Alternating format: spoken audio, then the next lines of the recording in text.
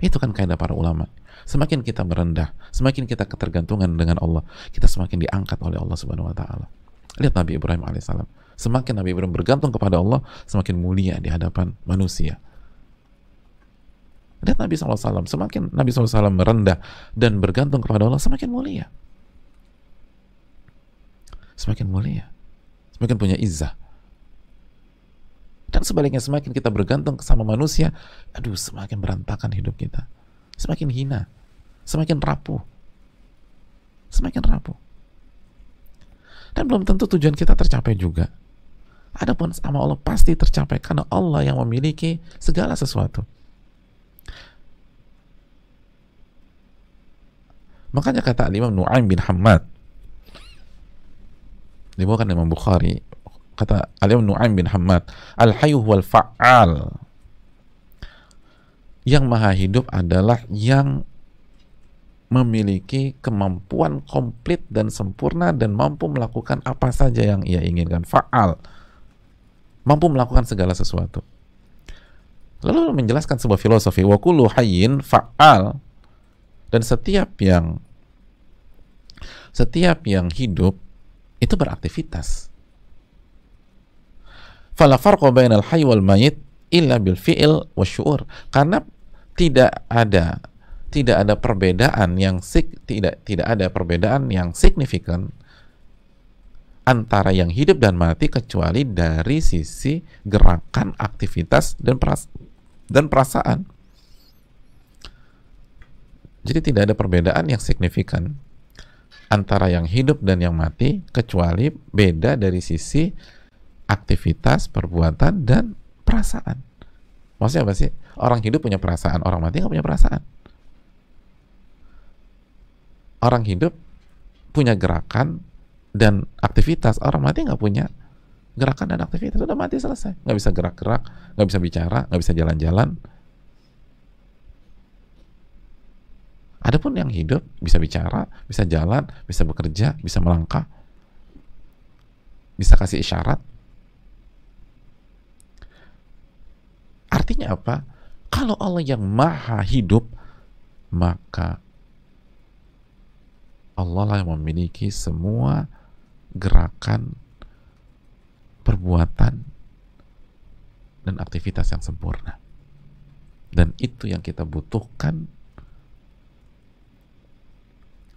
dari pihak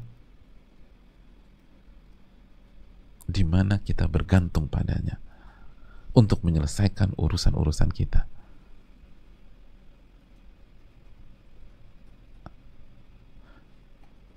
Karena semuanya bisa. Fa'al, semua bisa.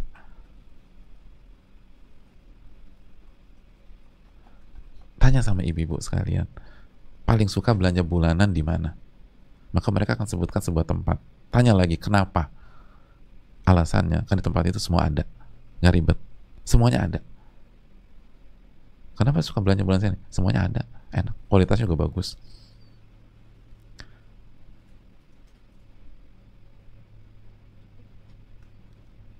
Itu yang dikatakan Ibnu Qayyim.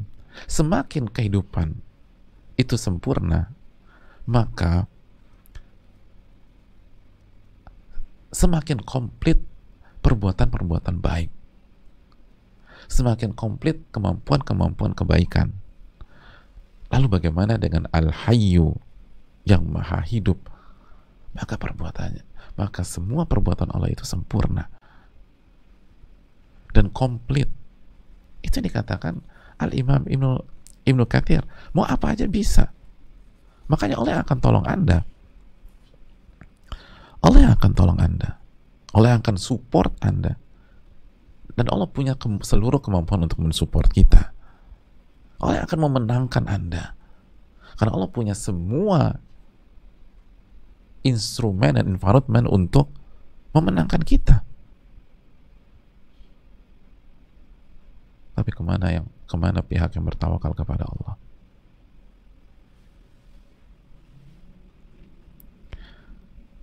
Hadirin Allah muliakan. Dan sebaliknya, semakin kehidupan itu tidak sempurna dan lemah, semakin lemah juga kemampuan dia menolong kita, karena aktivitasnya rapuh, gerakannya lemah. Semakin lemah kehidupan, gerakan semakin lemah, aktivitas semakin lemah, dan perbuatan semakin lemah. Makanya kita lihat orang tua kita yang sudah 70 tahun, 80 tahun, jalan sudah lemah, kaki sudah lemah, maka otomatis kualitas kehidupan mereka lemah, iya kan? Jadi itu tadi, semakin energik, semakin mobilitasnya kuat, kualitas kehidupan itu semakin bagus. Nah, semakin nggak bisa ngapa-ngapain, semakin kaki nggak bisa digerakin, tangan nggak bisa digerakin, terus nggak produktif, nggak ada karya, maka kehidupan semakin lemah. Dan itulah tabiat manusia. Manusia itu lemah. Kehidupan manusia itu sangat tidak sempurna. Dan itu ada, mulai dari kita ngantuk, kita tidur, terus apa yang kita kerjakan nggak sempurna, dan yang tenaga kita pun ada batasnya, ada capeknya, ada letihnya. Kita terlambat makan aja kita keserang asam lambung, mah kita kumat, mulai pening, mulai agak gemetar, padahal nggak makan, dalam tanda kutip cuman nggak makan atau nggak minum beberapa waktu udah berantakan, nggak bisa mikir. Itu belum ditambah faktor emosi kita, itu semakin membuat kehidupan kita tuh lemah. Belum lagi kalau wanita ada PMS, ada haid, ada faktor hormonal, dan itu yang dikeluhkan. Itu yang dikeluhkan istri kita, dikeluhkan kakak perempuan kita, dikeluhkan wanita-wanita. Aduh, susah banget ya on track gitu, bersikap matang dan sebagainya kalau udah PMS, kalau udah hormonal dan lain sebagainya. Itu gimana ya Ustadz ya? Itu menunjukkan kehidupan nggak sempurna. Belum temperamen, emosi, trauma, dan sifat-sifat lemah yang lain. Hadirin Allah muliakan. Lalu bayangkan jika kita bertawakal, bertumpu, dan hati ini bergantung kepada makhluk yang seperti itu. Gimana nggak berantakan? Makhluk yang kehidupannya jauh dari kata sempurna, manusia.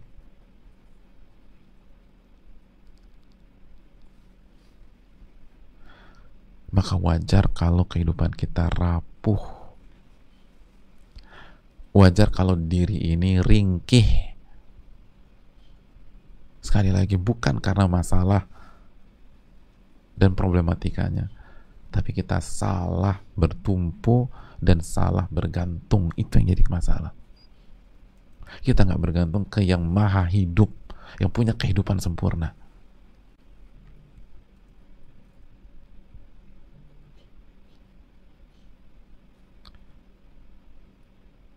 Tapi kita bertumpu dan bergantung sama makhluk. Kita lemah. Kita bergantung sama yang lemah. Ya wajar hasilnya rapuh dan ringkih. Kan manusia itu, wa khuliqal insanu dha'ifa, dalam surat An-Nisa 28. Manusia itu diciptakan dalam kondisi lemah. Kehidupannya kehidupan yang lemah. Lalu kita bergantung sama dia. Hasilnya adalah keringkihan dan kerapuhan.